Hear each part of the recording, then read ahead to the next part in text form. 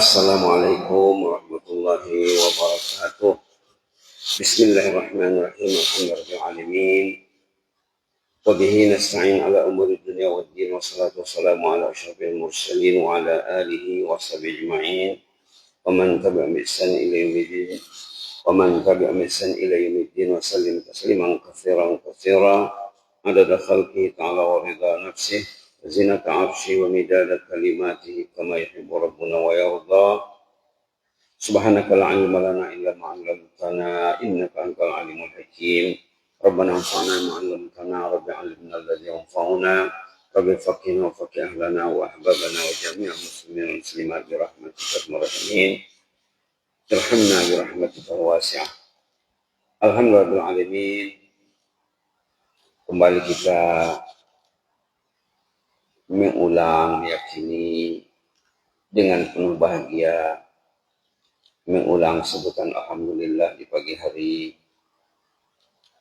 dan salawat dari salam ke atas Rasulullah sallallahu alaihi wasallam. Allahumma shalli ala sayyidina Muhammad wa ala sayyidina Muhammad kama shallaita wa barakta ala sayyidina Ibrahim wa ala sayyidina Ibrahim fil alamin innaka Hamidum Majid. Kita masih membicarakan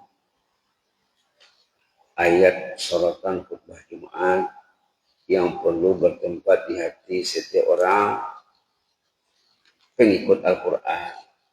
Umat Islam ini dikatakan umat Al-Quran. Umat Islam dikatakan umat Al-Quran. Quran perlu bertempat di hati. Kemarin hari Jumat, sorotan utama ayat dalam khutbah ayat 99 dan 100 surah Al-Mu'minun. Nak selamat hidup perlu bertempat ayat ini dalam hati. Perlu bertempat. Nak mengingat Quran semuanya mungkin susah. Ingatlah sebahagian. Dan kita akan ditanya nanti tentang komitmen iltizam kita dengan Al-Quran. Kemarin ayat 99 dan 100 halaman 348 sudah disorot beberapa kali sebenarnya ya. Tapi kemarin hari Senin ada sorotan khusus tentang nafsu. Nafsu pun penting. Orang kalau dia tidak tahu nafsunya, berarti dia tidak tahu diri. Tidak tahu dia status nafsunya. Padahal hidup ini selain mengurus badan, body, fisik, mengurus kalbu, hati, mengurus jiwa, mengurus nafsu. Nah, kalau dia tidak tahu status nafsunya, kemarin kita sudah bilang, kalau ingin keterangan lanjut tentang nafsu, bisa dibaca di buku namanya Roh. Judulnya buku Roh. Tapi di dalam ada bicara tentang nafsu. Bahwa nafsu manusia itu garis besarnya berdasarkan Al-Quran. Nafsu manusia itu ada 3 level, 3 derajat, atau 3 kategori. Nafsu itu satu sebenarnya, kata ulama. Cuma dia berubah-ubah. Nafsu itu satu, tapi dia keadaannya sifatnya berubah-ubah. Kalau mau ke masjid, ringan langkah ke masjid, masjid dekat di hatinya, lekat dan dekat. Itulah yang dikatakan nafsul mutmainnah yang disorot dalam surah Al-Fajr, ya ayatuhan nafsul mutmainnah. Ada doanya, Allahumma inni as'aluka nafsan bika mutmainnah tu'minu bi liqa'ik wa tarda bi qada'ik wa taqna bi 'ataik, diajar Rasulullah dalam hadis. Doa tentang nafsul mutmainnah. Kalau masjid jauh di hatinya, walaupun dekat di mata, itu susah tuh. Itu susah. Bukan nafsu mutmainnah. Baik. Ayat 99 dan 100 ini tentang saat kritikal, saat yang cemas yang akan dihadapi oleh setiap manusia ketika dicabut rohnya. Kita kalau tidak mempersiapkan diri untuk menghadapi perpisahan ruh dengan badan, waktu ruh dicabut, kalau kita tidak siapkan, tiba saatnya pasti susah. Inilah contohnya. Ini contoh orang yang tidak siap untuk menghadapi maut, tiba-tiba datang maut. Datang maut, dia tak siap nak menghadapi maut. Ini ceritanya ini. Hatta ayat 99 ya. A'udzubillahi minasyaitonir rajim. Hatta idza jaa ahadahumul maut qala rabbi irji'un. Ayat 100. La'alli a'malu salihan fima taraktu kalla innaha kalimatun huwa qailuha wa min waraihim barzakhun ila yaumi yub'atsun. Allahumma inna nas'aluka al-'afwa wal 'afiyah. Allahumma afina wa'fu 'anna. Kalau membaca atau mendengar ayat yang menakutkan, ayat yang ngeri kita mendengarnya tentang azab, tentang bencana, tentang hari kiamat, kita dianjurkan berdoa, merespon dengan doa, Allahumma inna nas'aluka al-'afwa wal 'afiyah. Ini cara berinteraksi dengan kalamullah. Jangan diam saja. Ini cara yang diajar Nabi Muhammad. Nabi Muhammad pernah sembahyang dengan sahabat. Dibacanya rakaat pertama Alif Lam Mim. Dalam hadis itu ya. Dibacanya Ali Imran. Dibacanya An-Nisa dulu. Alif Lam Mim, An-Nisa, Ali Imran. 3 surah dibacanya. Setiap ayat diresponnya. Sahabat yang jadi makmum gelisah. Wah, katanya. Mana tahan ini, katanya. Terasa mau cabut, mau kabur, katanya. Setiap ayat diresponnya. Contohnya ya. Bismillahirrahmanirrahim. Alif Lam Mim. Dzalikal kitabu la raiba fihi hudal lil muttaqin. Allahumma ij'alna minal muttaqin. Contohnya tuh. Ini cara berinteraksi dengan kalamullah. Membaca perlu, memahaminya perlu, mengamalkannya, memperjuangkannya, berinteraksi waktu membacanya. Sahabat Nabi pernah membaca ayat berjam-jam sambil berinteraksi, sambil menjawab, merespon dan berdoa, sambil menangis. Nah, itu perlu belajar dari sejarah. Jadi ayat ini ayat yang sangat menakutkan, bahwa orang yang belum siap nak mati, tiba datang mati, tidak mau ruhnya dicabut. Hatta idza ja'ahumul maut, bila maut sudah sampai, orang itu sudah bergoroh, ataupun ihtibar, ataupun nazak, sudah tahu ruhnya mau dicabut, tidak siap ya. Irji'uni. Ya Allah, janganlah buat. Rabbirji'uni. Rabbirji'uni. Ya Rabbi. Irji'uni. Ya Allah, jangan cabut itu dulu. Aku belum siap lagi, Allah. Banyak kerja yang terbengkalai, ya Allah. Banyak kusut yang belum selesai. Kruh yang belum jernih. Subhanallah. Irji'uni. Tunda dulu ya Allah. Tangguh dulu ya Allah kematianku ini. Dalam ayat lain banyak disebut bila ajal sudah tiba tidak bisa lagi ditangguh. Tidak bisa lagi ditunda. Tidak bisa diperpanjang. Bisa memperpanjang tempo hidup, bisa memperpanjang ajal waktu sehat. Ada kaedah-kaedahnya. Waktu kita sehat sekarang, kalau kita mau dilanjutkan usia ada cara-caranya. Tapi kalau ajal sudah sampai, mau disambung, tidak bisa lagi. Irji'uni. Tangguh dulu ya Allah. Tunda dulu ya Allah. Sambung dulu Nyawaku sehari dua, seminggu dua. Irji'uni. Itu ayat 99 ya. Dia kemukakan alasannya. Alasannya apa? La'alli a'malu salihan fima taraktu. Aku ingin merebut amal saleh yang selama ini belum kubuat lagi.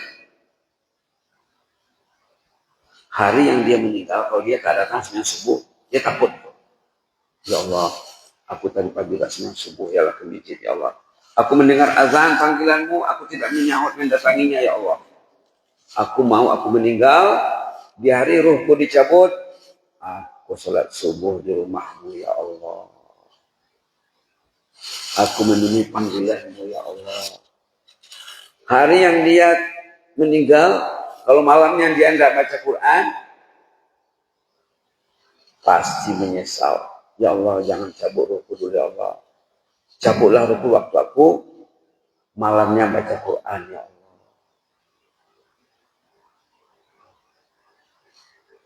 Subhanallah. Irji'uni, tangguhkan dulu proses pencabutan nyawaku, ya Allah. La'alli a'malu salihan fima taraktu, agar aku ada kesempatan, ada peluang untuk merebut amal saleh yang selama ini belum dibuat lagi, ya Allah. Istighfarnya belum ada. Tasbih, salawat, tahlil, la ilaha illallah. Subhanallah. La ilaha zikir yang paling ringan, Pak ya.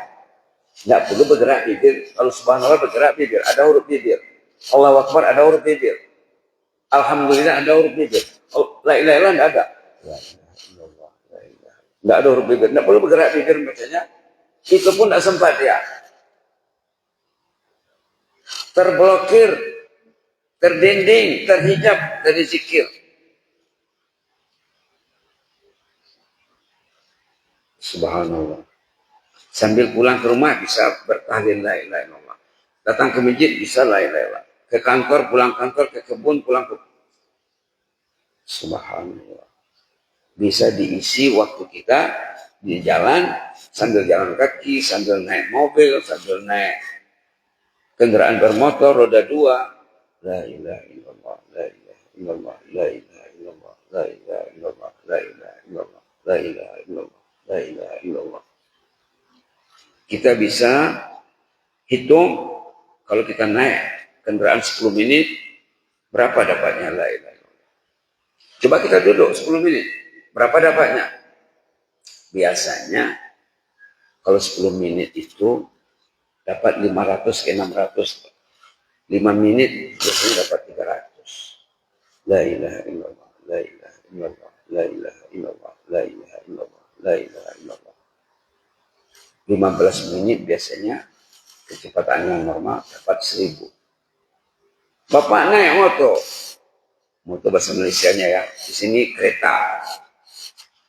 Bapak naik kendaraan roda 2. Sebab naik.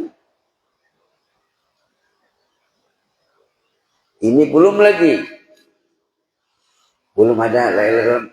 Di hari yang dia meninggal, tidak ada zikir la ilaha illallah, dia pasti menyesal. Ya Allah, aku belum berzikir la ilaha illallah lagi, ya Allah. Subhanallah. Kata ulama, la ilaha illallah ini jumlah hurufnya 12.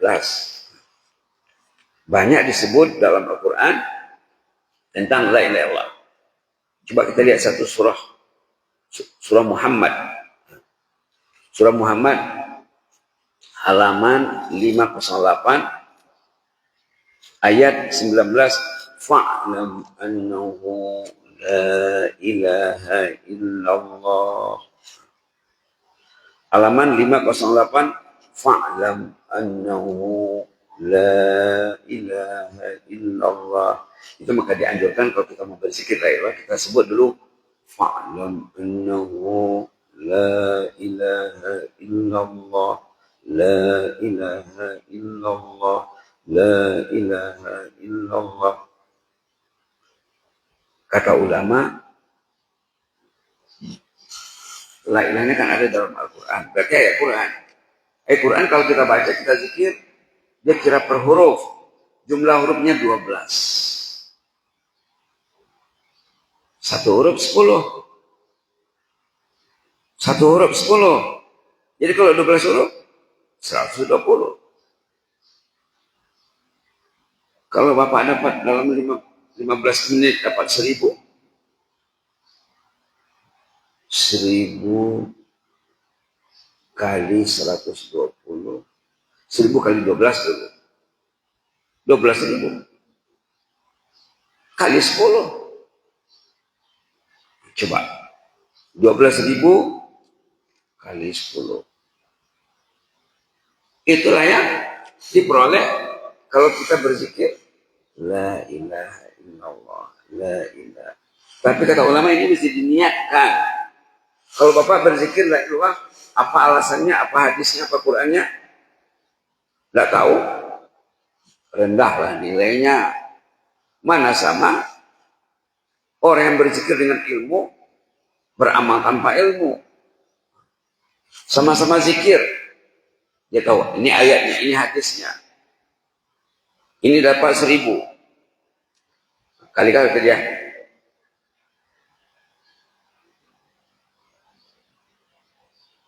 Berapa tadi? 1000 kali 100 kali 12, 12.000 kali 10. Itulah ulangannya. Nah, berapa hilang dalam kehidupan kita zikir la ilaha dalam perjalanan saja. Belum lagi duduk di rumah, duduk di masjid, duduk di mana-mana, duduk di kantor, waktu kosong. Nah, itu contoh yang kecil. Kalau dia masih lalai hatinya dari zikir, tiba-tiba datang ajal, ya Allah jangan dulu ya Allah. Aku belum berzikir lagi hari ini ya Allah, aku lalai. Kasihlah aku kesempatan, sambunglah nyawaku untuk mengejar ketinggalanku ini ya Allah. Irji'uni, tangguh dulu, la'alli amalu shalihan, agar aku beramal saleh yang selama ini belum kulakukan. Nah, kata ulama, yang bicara ini bukan lisan orang itu, yang bicara lisanul halnya. Satu ilmu Pak ya. Lisan itu ada lisanul hal, keadaan dan realitasnya. Ada lisan makal, maka saya ngomong sekarang ini lisanul makal namanya. Di dalam Islam ada lisanul makal, tutur kata, lidah, itu namakan lisanul makal. Tapi kalau kondisinya, keadaannya, realitasnya, itu dikatakan lisanul hal. Yang ngomong itu bukan orang. Yang nak mati tadi, lisanul halnya, perihalnya. Menjerit, meratap, meraung, mengangguk, kata orang Mandailing. Ingin disambung nyawanya. Belum bertobat lagi. Banyak terkasus dengan Allah. Banyak terkasus dengan manusia. Hablum minallah, hablum minannas. Banyak yang tak selesai. Kusut yang tak selesai. Keruh yang tak jernih. Datang maut. Pasti tak siap. Irji'uni, tangguh dulu ya Allah. Agar aku ingin merebut amal saleh yang selama ini belum dilakukan. Masih ditunda. Masih menangguh. Sholat berjamaahnya belum full 5 waktu lagi. Itu menyesal nanti. Waktu dia mau disambung nyawanya, sudah ada jawabannya di sini. Kalla, tidak bisa lagi. Kalla, no way, tidak ada jalan lagi. Itu saja jawabannya. Kalla, tidak bisa lagi. Terlambat sudah. Nasi sudah jadi bubur. Inilah risiko pahit, menunda-nunda, menangguh. Innaha kalimatun huwa qailuha. Harapan ingin disambung nyawamu itu ungkapan kata yang tidak akan diterima lagi. Bahasa kitanya, ngomong sih bisa, tapi tidak bermakna lagi, tidak akan diterima lagi. Wa min waraihim barzakhun ila yaumi yub'atsun ayat 100. Kamu sudah berada di pintu alam barzakh.